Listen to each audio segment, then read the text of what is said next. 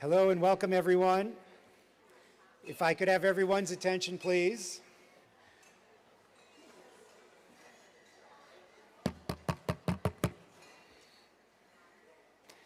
I would like to welcome everyone to a panel entitled A Model for Transforming Investment in Disability Inclusion.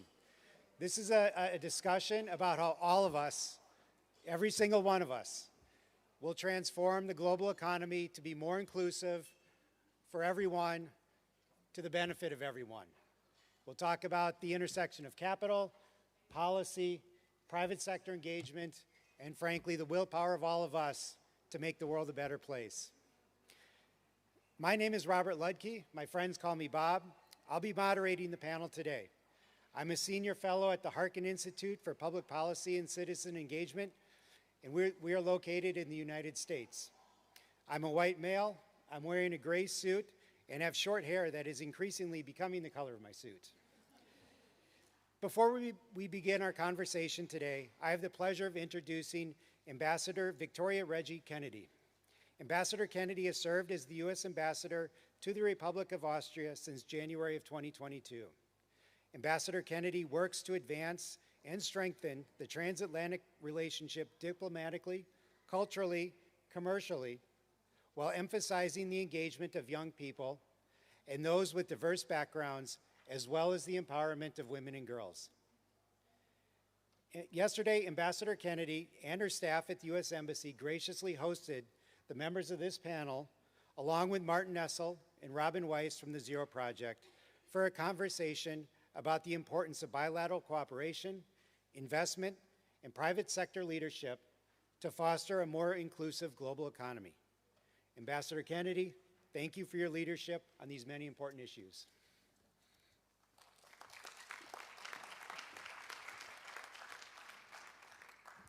Thank you so much, Bob. Thank you for your leadership. Thank you for all you do to advance the rights of people with disabilities. It is a great honor and it's a personal pleasure to welcome all of you to today's panel discussion on transforming investment in disability inclusion. I am so grateful to Martin Essl and his team at Zero Project for creating this platform where the international community can discuss such important issues. We're also delighted to have U.S. Special Advisor for International Disability Rights, Sarah Minkara, here. Thank you, Special Advisor Minkara, for your leadership and your dedication. And Bob, if I could say to you again, we're fortunate to have you here all the way from the Harkin Institute in Iowa to lead today's discussion. The Harkin Institute is named for Senator Tom Harkin, who is a very good and valued friend who worked closely in the United States Senate with my late husband, Senator Edward Kennedy. I am so proud to say that they shared a passion for promoting disability rights. If I may, I'd also like to say that it's personally very meaningful to me that we're meeting today on the 22nd of February, because the 22nd of February was Ted Kennedy's birthday. My husband loved his birthday, and he would have loved that we're celebrating it by working together in ways to enhance the lives and expand inclusion for people with disabilities. He would also have loved that one of this year's award recipients is the Perkins School for the Blind, a crown jewel of the U.S. education world that also happens to be headquartered in our home state of Massachusetts, a place my husband represented in the United States Senate for nearly 50 years. Congratulations to Perkins, to all the other 2024 award recipients from the United States and from elsewhere. Really well done. You make such an enormous difference in the world. I am so delighted that Martin Essl and Zero Project have brought us together here in Austria to have these important conversations. The United States and Austria have shared values. and both are countries committed to democracy and human rights, to equality and inclusion. Those same values are what motivated my late husband's lifetime of work on disability rights in the United States that resulted in expanded access for people with disabilities to education, employment, housing, air travel, medical research, among other things, and that inspired him and Tom Harkin to spearhead the Americans with Disabilities Act, the ADA, 34 years ago. The ADA was groundbreaking legislation in the United States that positively transformed the lives of tens of millions of Americans with disabilities, and I think it fair to say, served as a role model of hope and possibility in countries around the world. I'm proud to say that the American commitment to disability rights has continued to grow in the years after the ADA became law. Even recently, President Biden has taken steps to increase employment opportunities for disabled workers, to make public and private transportation more accessible, and to expand health care for persons with disabilities. And the State Department and Special Advisor Minkara continue to advance the rights of the disability community all around the world. But challenges remain, and there is still work to be done. Advancing inclusion also requires vision and determination, collaboration, and creativity. And often, it requires outside-the-box thinking. So we're deeply grateful for the commitment and indispensable contributions by all of you who share your creativity and collaborate with government to identify and address ways to increase accessibility and inclusion. Thank you for all you do to drive meaningful change and create a more inclusive world. I look forward to the panel discussion. Thank you so much for being here. Thank you. Ambassador Kennedy, thank you so much for those kind words. Our panel discussion today will explore the actionable steps that all of us can take to spur greater entrepreneurship and disability-driven innovation that has the power to permanently transform global markets into a force for good, to the benefit of every person today or into the future. Now let me introduce our panel. I'll be brief in these remarks and certainly will not do justice to the many accomplishments of each panelist, but we hope to leave plenty of time to have a question and answer session with you. To my right is Special Advisor Sara Minkara. Sara is the U.S. Department of State Special Advisor on International Disability Rights. The Senior Diplomat for Disability Rights, Special Advisor Minkara leads the United States comprehensive strategy to promote and protect the rights of persons with disabilities internationally and across our foreign policy. An entrepreneur at heart, before her political appointment as Special Advisor, Sara Minkara founded a private consulting and advisory firm that worked across sectors to promote authentic leadership. To my left, wearing a beautiful bright red jacket, is Dia Martin. Dia is a managing director in the Office of Catalytic Investment at the United States International Development Finance Corporation, otherwise known as DFC.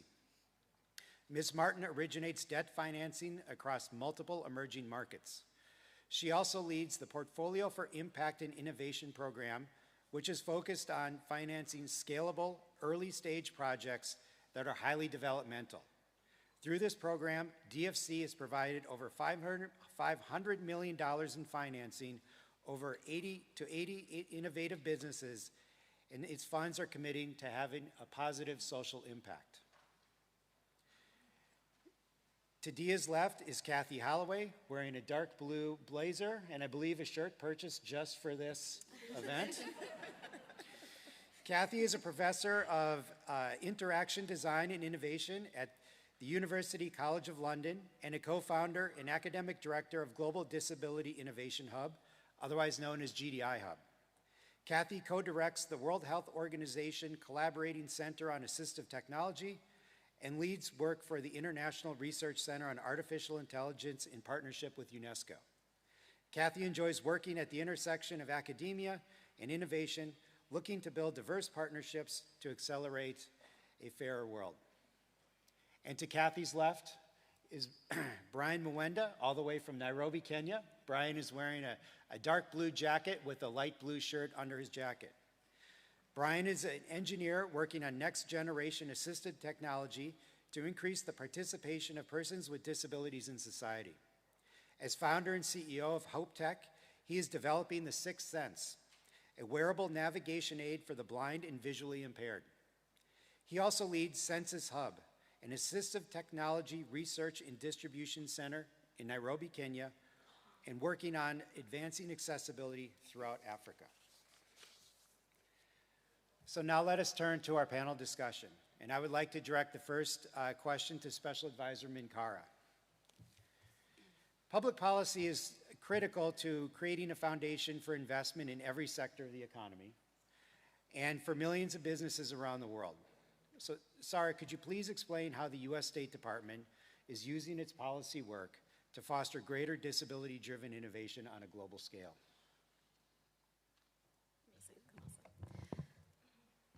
Perfect, awesome. Thank you, Bob. Can everyone just start, if you're able to snap for me? Yes? Okay, great, awesome. Okay, perfect. Before I answer your question, I just want to say thank you, Ambassador Kennedy, for your beautiful remarks. Thanks to Bob, the panelists. I'm really excited for this discussion and for my amazing team. So let me take a step back. We're talking here about innovation, right? That's one lens.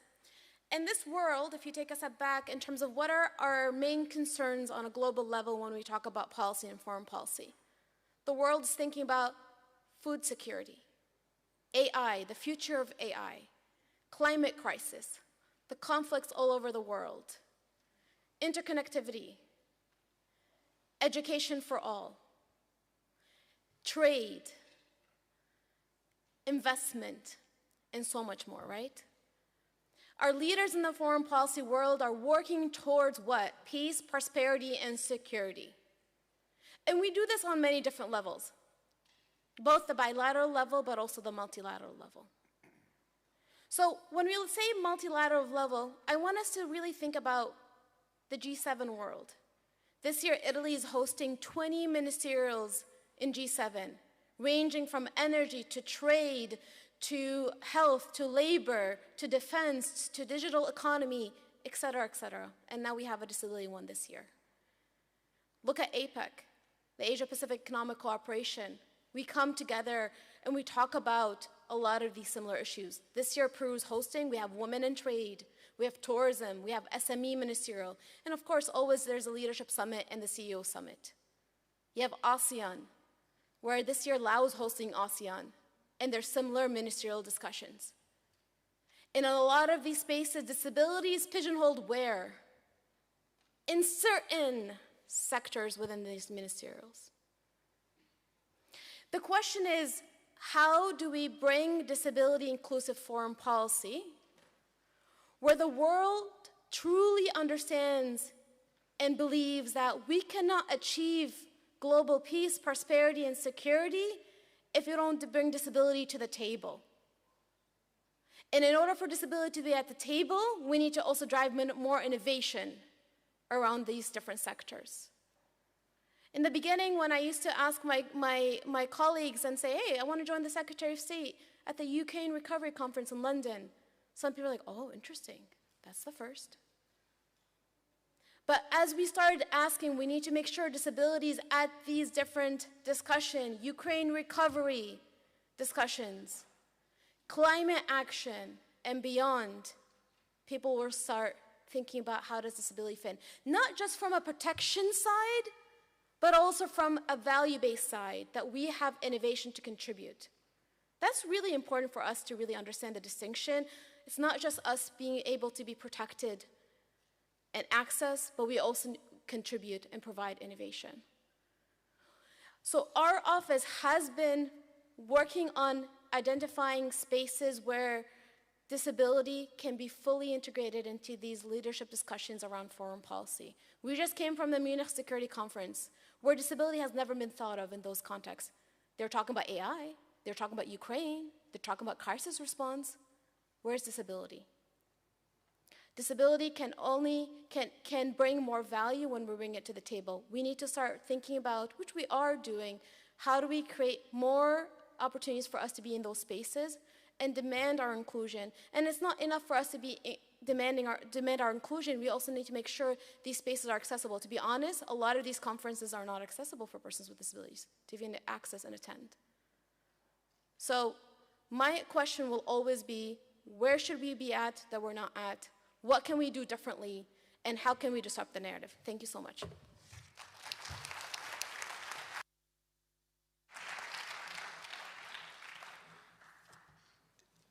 Dia, I would like to ask you the next question and maybe to put into context a bit of the work and really your vision for the future of DFC in terms of the mission and the focus of DFC is taking on tough problems that governments alone cannot solve. So how does disability-driven innovation on a global scale fit into that mission and vision? Thank you, Bob, and it's a pleasure to be here today. And I just want to reiterate our commitment to inclusion across all of Development Finance Corporation's business lines and products. Just to tell you a little bit about the U.S. International Development Finance Corporation, we are the U.S. government's development finance institution. Our goal is to mobilize capital through the private sector to support innovation and inclusion across the world's global emerging markets. By supporting private sector capital mobilization, we want to create a prosperous and fulfilling life for all, and we do this by prioritizing the most vulnerable and underserved populations in different countries. We consider ourselves as a bridge to provide catalytic financing to support the growth of nascent and emerging markets, sectors, and product areas. We have a focus across 5 different sector areas, as well as what we have as our Office of Catalytic Investments. And that's the office that I sit in. In this office, we work across all of our sectors to promote inclusion across all of the investments that we make at the DFC. In this area, we've looked across different ways to have an impact on our markets. And this includes disability inclusion and accessibility. Our role is to be a bridge to support different types of innovative financial products, to support investments in different areas, and to look across sectors where we can truly make a difference, working through the private sector to impact inclusion across different areas. Given the size of the market, the global disability market, what we understand is 15% of the world's population. We see this as a critical area that we must invest in to promote and to stay in our mission, which is to have a global development impact as the U.S. government's development finance institution. So we are very excited to be here today to connect and collaborate with potential partners, clients, and co-investors. Thank you.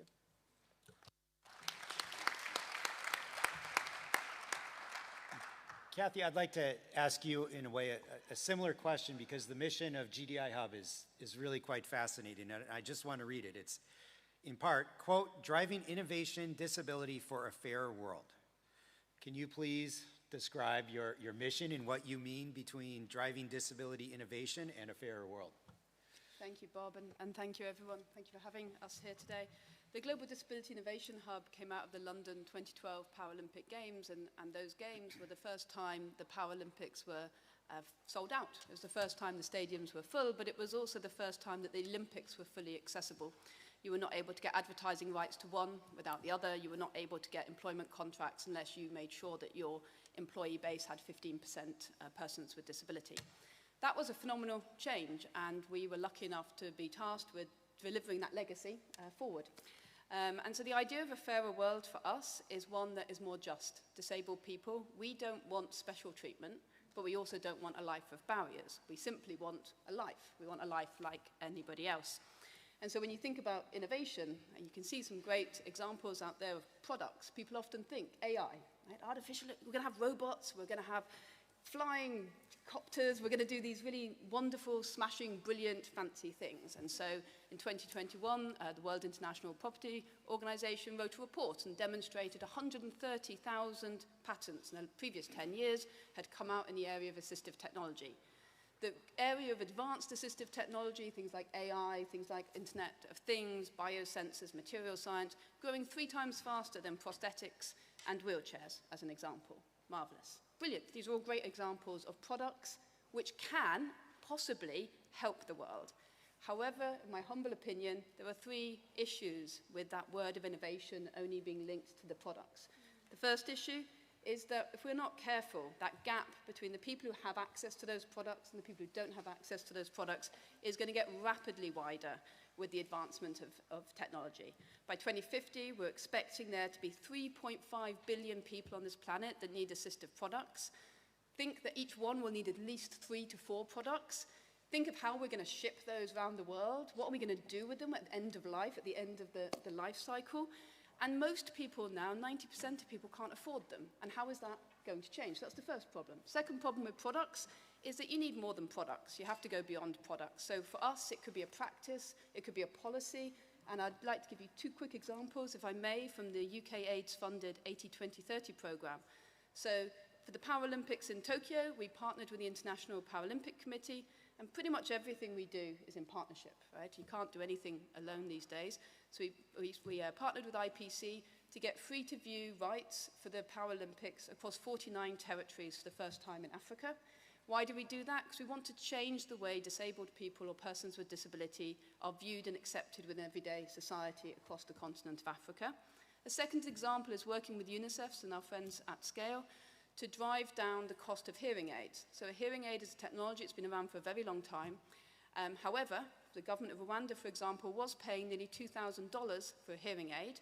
Getting it into the UNICEF catalogue, paying for the technical development of that specification to go into the UNICEF catalogue, meant that the cost per unit dropped by 94%, and the government can buy those units at now $118, meaning they can actually roll out hearing provision for people in Rwanda. So it doesn't have to be a shiny product. It can be a shiny product, but in order for it to be an innovation, that invention must be tested and it must go to market. Thank you.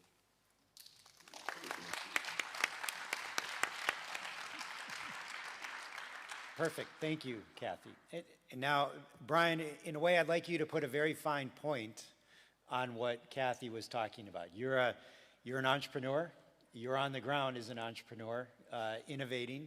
So just take us through a day in the life of an entrepreneur on the front lines of innovating disability-driven solutions and, addressing some of the challenges, seizing some of the opportunities that Kathy just touched on. Thank you, Bob, and thank you for the organizers of this panel, also for involving an entrepreneur in terms of bringing in a voice in disability investments. First of all, I'd like to, by a show of hands, how many entrepreneurs are here in the room? Oh, that's actually more than I thought. Around 20 or 30 hands came up. So innovating in this space, building an assistive technology business is actually more difficult than building a mainstream business. And one of the challenges is usually the perception when you go to investments.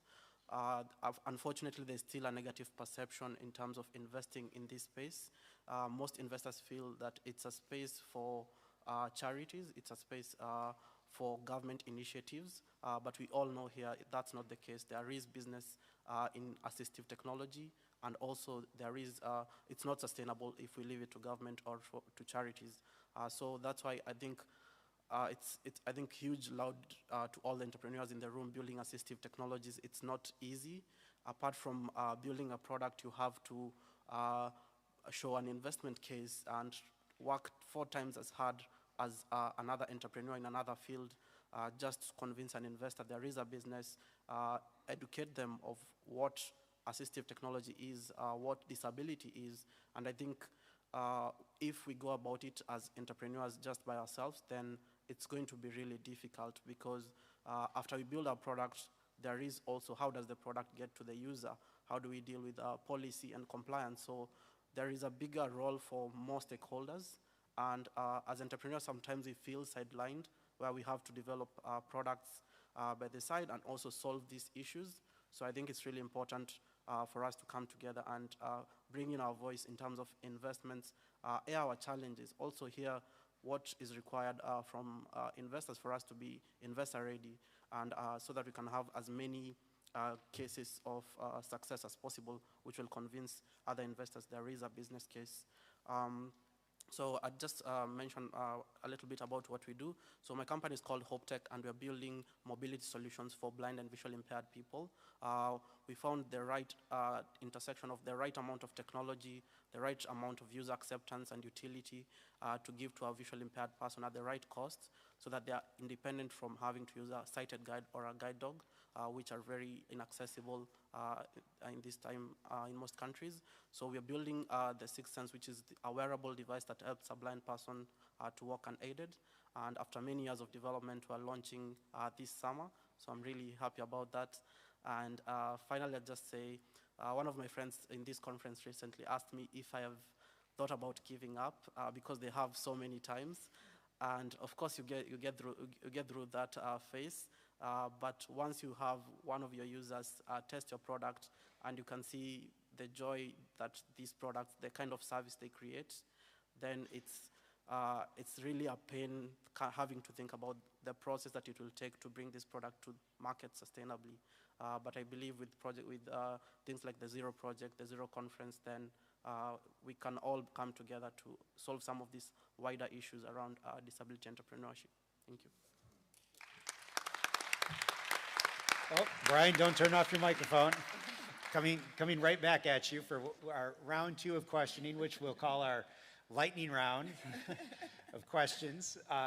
So, Brian, in very short order, just give us 2 concrete recommendations that investors, collaborators can implement with people like you, innovators, entrepreneurs, that can foster scalable, disability-driven innovation that can get to market quickly. So two concrete ideas. Thank you for that, Bob. So I think one of the things that we can do is in terms of collaborations. So I feel like there's so much being done in the space, especially in the last few years, but most people are doing it independently. I feel like there are so many gaps still that exist in terms of support for entrepreneurs, that if we come together, we can all pick a space and solve this challenge of bringing this AT to market. I feel there's no room for competition at this moment. There's no room for people working independently. We just need to understand what everybody is doing, and also so that entrepreneurs know this is the level of support that's available at every single stage.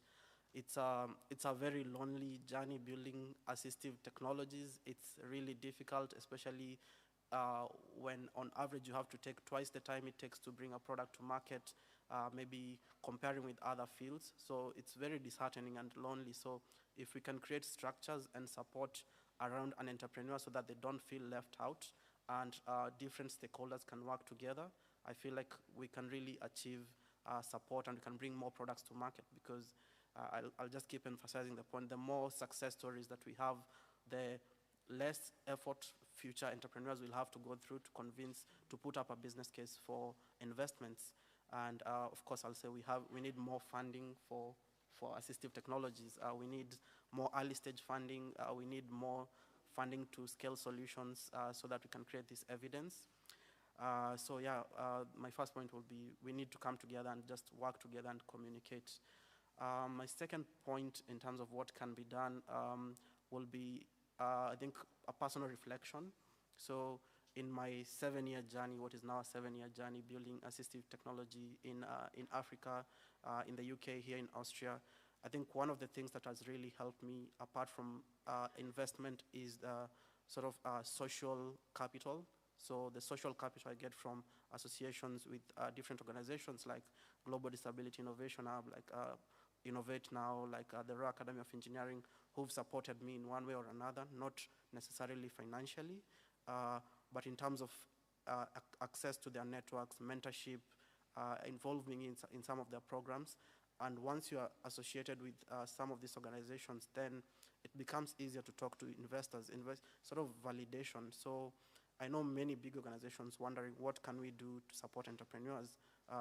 Involvement in some of these programs, a little bit of hand-holding for entrepreneurs that maybe do something that you're interested in could go a long way. Just that validation could help them access capital, could give the investor confidence in investing in this space. So I feel like we can all mentor entrepreneurs in all our different organizations. Thank you, Bob. That's a perfect answer because it leads right into my question with Kathy.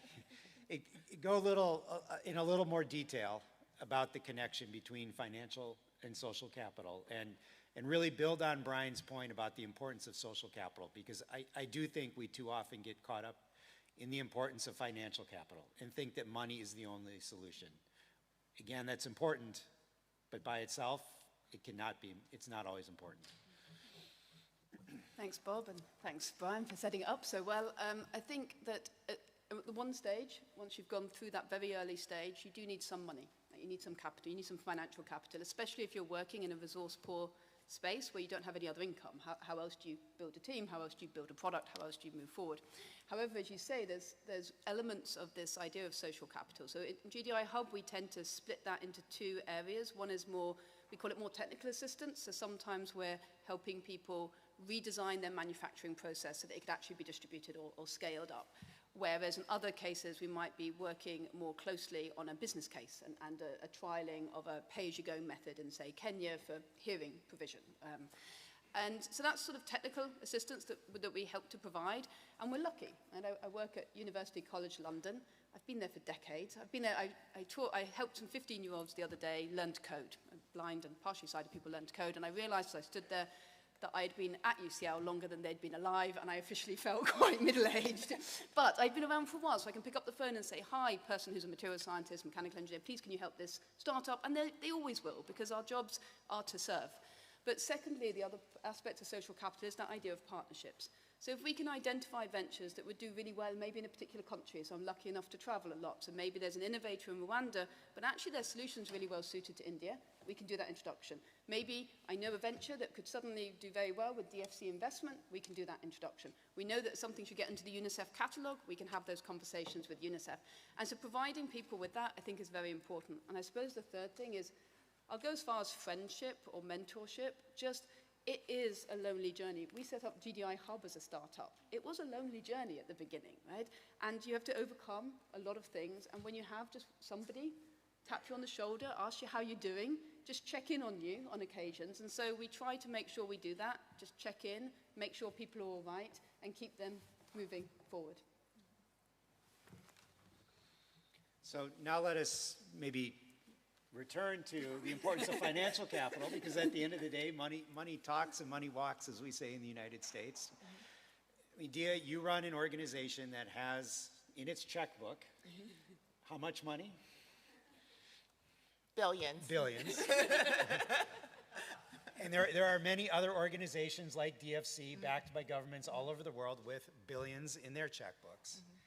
So explain the role of DFC going forward, about how it can use those billions to spur disability-driven innovation. Okay, happy to. And Brian and Kathy, when you were talking, I kind of think of it's almost like baking a cake in a sense. You decide what type of cake you want to make, the entrepreneur. We have GDI Hub and individuals and organizations like Kathy's who kind of get all the ingredients to put together. And then we come in to put the cake in the oven. and that's what we like to think. Our capital is, as I mentioned before, a bridge. We want to provide patient-aligned capital to help enterprises like Brian's and others to scale and grow sustainably. And so really what we're looking for are some key points. We want to see affordability. Will this product serve the market? Scalability of the business, as well as innovation. We want to impact and foster change and transformation in the different markets that we serve. What I will say is it's important when you look across investors, there are different types of investors in the ecosystem. So for example, as I mentioned at DFC, we're a DFI, so we consider ourselves to be that bridge. However, we provide primarily debt financing, so we tend to come in later stage where a company is very innovative, but they've already proven that they're a fit for the market. That's where we provide that debt financing for them to grow into profitability, to expand to new markets. However, I think it's very important for us to also kind of come in earlier to have those conversations. I think, Brian, as you mentioned, it's great to show a little bit of the lay of the land for entrepreneurs. Like, this is the next step, and then this will happen, and then you come to us for additional financing to scale and grow, and this is where you can go next. So I think that's really important. And then just last, I'll mention, for DFC, we have 3 clear pillars that we're looking at as we discuss financing disability inclusion. One, looking at the services and products that support this space and that support disabled individuals and their families. We also want to be sure to finance inclusive employment opportunities, and these are opportunities that enable individuals to live their best life and to fulfill their goals. And the third pillar that's also important is the ability to provide financing for inclusive education and engagement in community. And I'll pause there. Perfect, thank you. Special Advisor Minkara, I have 2 final questions for you before we turn it to the audience. The first is just to make sure I properly phrase the last question. So do you consider yourself an entrepreneur or a recovering entrepreneur? I'm an entrepreneur at heart. I will always be an entrepreneur. All right, so as an entrepreneur at heart is someone who is at the forefront of disability policy, someone who's traveling the world with the mindset and the heart of an entrepreneur, inspiring people to innovate for a better future. What are your recommendations for how DIA's billions of dollars of investment capital can be used to foster a more innovative, inclusive, and accessible society? It's a really good question. I think it starts, so our work really starts from a very, very, very basic point. Is what is our system, society, how does our system, society see persons with disabilities? And do they really see that we are, I'm going to use the word users of our society system across the board fully? Society doesn't really see us as users in many different spaces. Users of the e-commerce platforms, users of our local infrastructure and transportation, users, we're not seen as users. We're still at a point when a lot of these different conversations, I've been to ministerial transportation where accessibility was not even brought up except for 1 or 2 countries. How are we still at a point where that is not even brought up? The world is moving towards saying green transportation, green recovery, green, great, I'm really all for the green.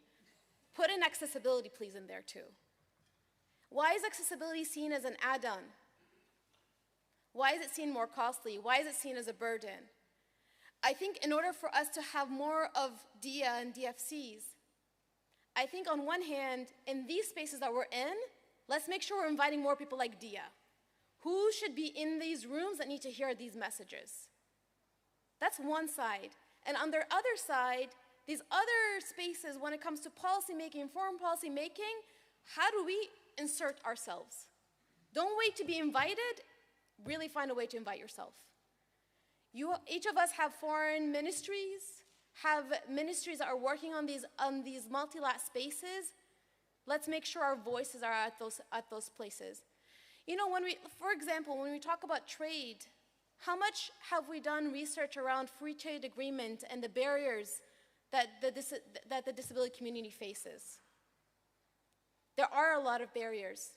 I think there's only like 27% of the FTA, free trade agreements, that even have some mention of disability in there.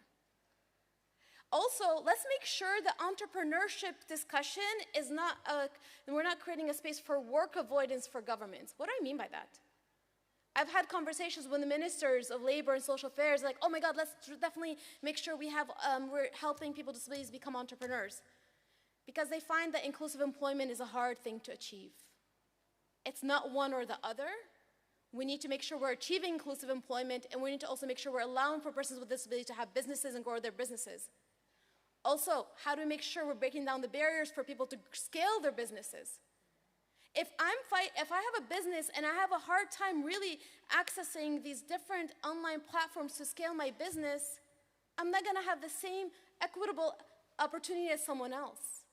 How do we break down those barriers? And this is where government plays an important role. And this is why us being in these spaces, whether it's G7, ASEAN, APEC, C5+1, etc., we need to be at those tables. So my ask of you, always, who should be in the room that's not, and what room you should be in, and insert yourself. Thank you so much.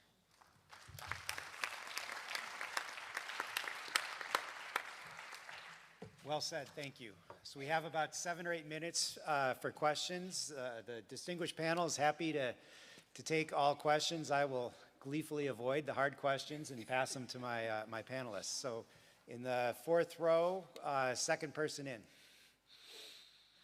Hello, I'm Leila from Lord Care, and I loved your panel, seriously, especially when said that make sure that you invite yourself. I'm coming from the area that with a population of more than 500 million, we are dealing with the countries that they have political complications. So not only disabled people are ignored by their governments, but also we are not able to access any international funds.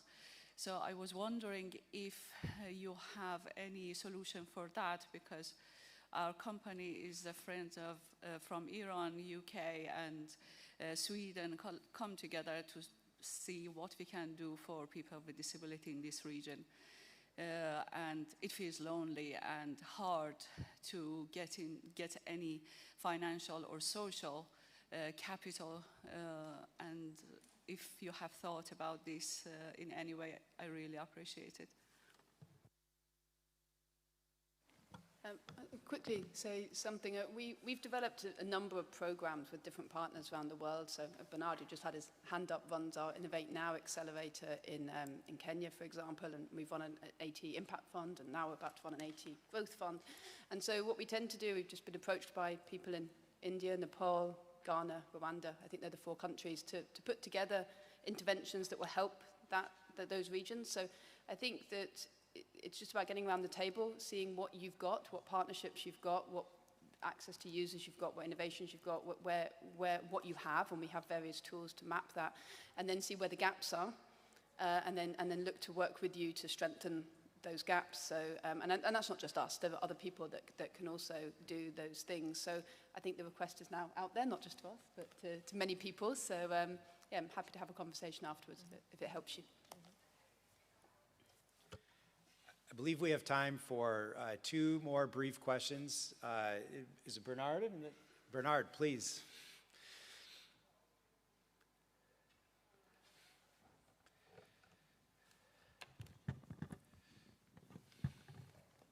All right. Hello, my name is Bernard Shira. I'm from Nairobi, Kenya. And I've been supporting entrepreneurs building assistive technologies for the last 4 years through Innovate Now. My question is really about what are we going to do about disability representation in the investment space? Everybody's talking about investing in AT, but a lot of the time the voice that's missing on that table is those disabled entrepreneurs or investors. We all know disability innovation is grossly underfunded globally, but it's even more dire in developing countries. So I'm curious to know, what are your thoughts? What are you going to do?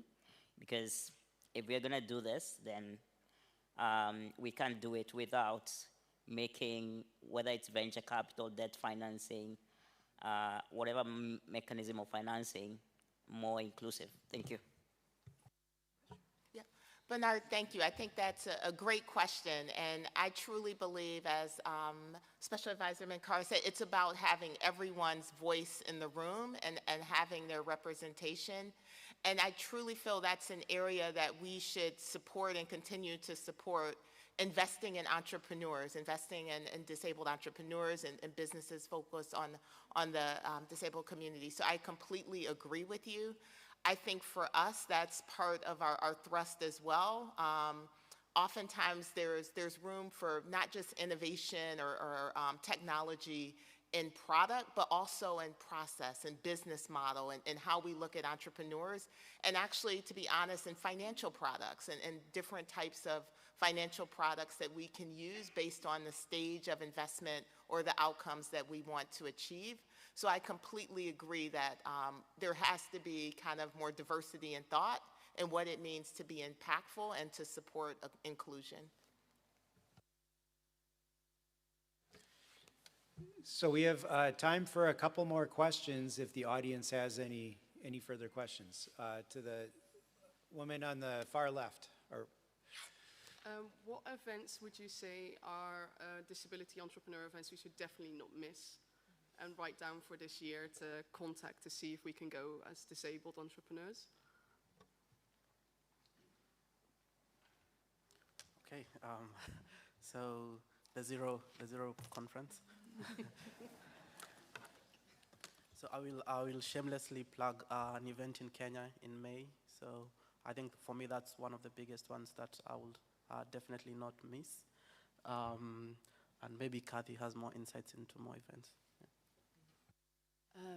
Yeah, there are a couple. There's, of course, the Access Israel project that happens each year. There's also the Empower Conference and also a couple of other conferences or a couple of investor sessions in India. So you might have met Den, who's wheeling around the place, who runs the Project Discovery and for Enable India and Dish, and they have an event immediately before the Empower Conference, which has a massive showcase of Indian innovation in assistive technology, and I've been going to that for maybe 7 years now, and genuinely it's very impressive what's coming out. There are a couple of others.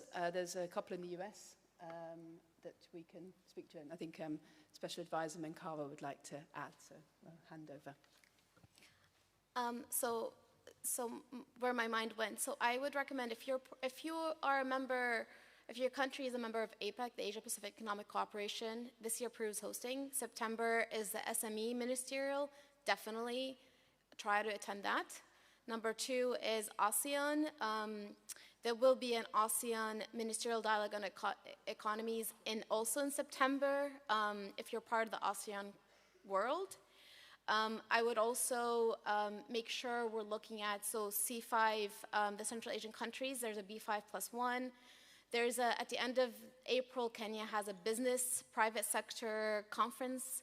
So it depends on what region you are. Come to me, I'll tell you. I'll give you specifics. Thank you. Thank you very much. My short answer is to go to every conference for your sector and the stage of your business. So, for example, I'm focused on impact investing, there's SOCAP, there's the GIN conferences.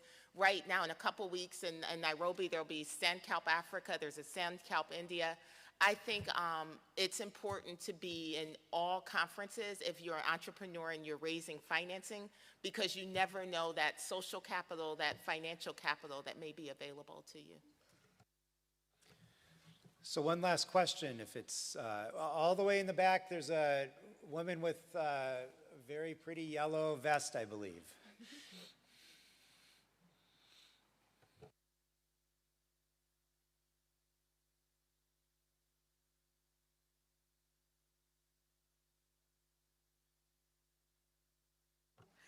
Yeah, so I had my experience in learning technology. What special considerations can be made to support female entrepreneurs, especially female entrepreneurs who have a disability, who are the minority? So how do you support female entrepreneurs, get them into the rooms, help them access financing, and the spaces that we have all highlighted?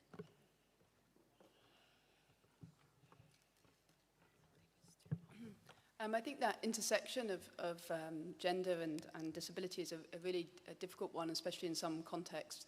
We do a range of different things. The one that popped into my head is a project that we're about to get off the ground in Sierra Leone, where we're hoping to work with women who have had children who have a disability, and when the child is born with a disability, often, unfortunately, the father leaves the mother, and the mother is left to then look after this child, or maybe children by themselves. So we want to create a space where these women can learn to develop skills so they can become either micro-entrepreneurs or learn the skills to repair assistive technology, learn some digital skills, but have that next to a sort of inclusive play space so that the children can play, the mothers can work, and it will all be in one or two informal settlements.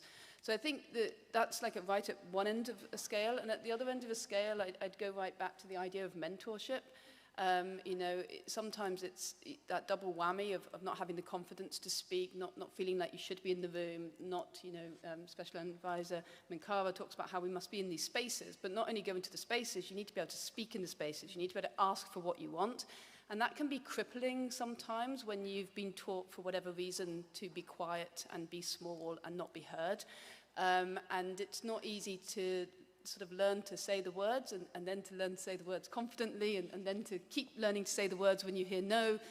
So I think it's about helping each other stand up and sort of helping each other when we fall down as well to get back up.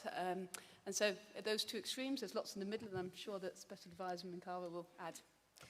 Thank you, Hagati. You said that beautifully. And just I'll add one small thing is that, one of the things we've seen in traveling the world is a lot of sometimes the women rights organization are not always inclusive of women with disabilities.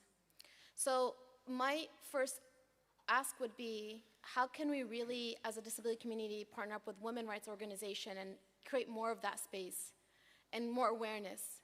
Because a lot of times we're not even just thought of, right? And there are a lot of women entrepreneurship, discussions and pathways and avenues, and I think this is where we need to kind of insert ourselves in those spaces. But to Kathy's second point, mentorship, I think that's such an important. For me, if it wasn't for my mentors, I wouldn't be here. I wouldn't have founded my organizations and done what I've done. So I think that mentorship is super, super important as well. Thank you. With that, thank you, everyone. We really appreciate you taking part in our panel. Thank you.